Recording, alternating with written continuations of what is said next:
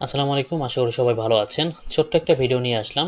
এটার মূল উদ্দেশ্য হলো, আমরা কিন্তু গত ভিডিওতেই দেখিয়েছিলাম আপনার এই স্ট্যাটাসটা কিন্তু পেন্ডিং দেখাচ্ছে।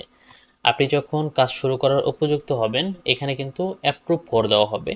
আমাদের এখান থেকে যখন অ্যাপ্রুভ করে দিবে, তখন আপনার এই অ্যাকাউন্টের মাধ্যমে যদি আপনি কোনো অর্ডার সাবমিট করেন, ওইটার কমিশনটা এখানে যুক্ত হবে। যদি আপনার এটা পেন্ডিং থাকে, অ্যাপ্রুভ না করা হয়, আপনি যতই অর্ডার সাবমিট করেন, আপনার কিন্তু কমিশন যুক্ত হবে না।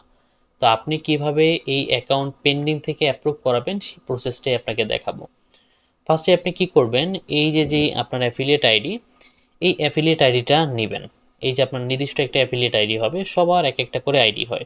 আপনি এই অ্যাফিলিয়েট আইডিটা নেবেন, সাথে আপনার যে মেইলটা রয়েছে, এই অ্যাকাউন্ট মেইল, এই দুইটা যে কোনো একটা দিলে হবে।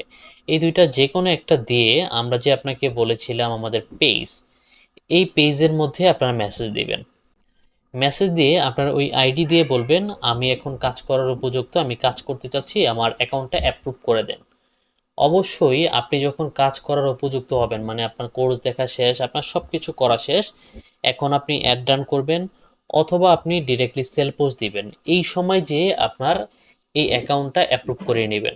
সাথে সাথে এটা অ্যাপ্রুভ করানোর দরকার নেই, কারণ আপনার অ্যাকাউন্টটা যদি 15 দিন আপনার আনঅ্যাক্টিভ পড়ে থাকে, আমাদের এখান থেকে কিন্তু অটোমেটিক্যালি এটাকে ডিঅ্যাক্টিভেট করে দেওয়া হয়।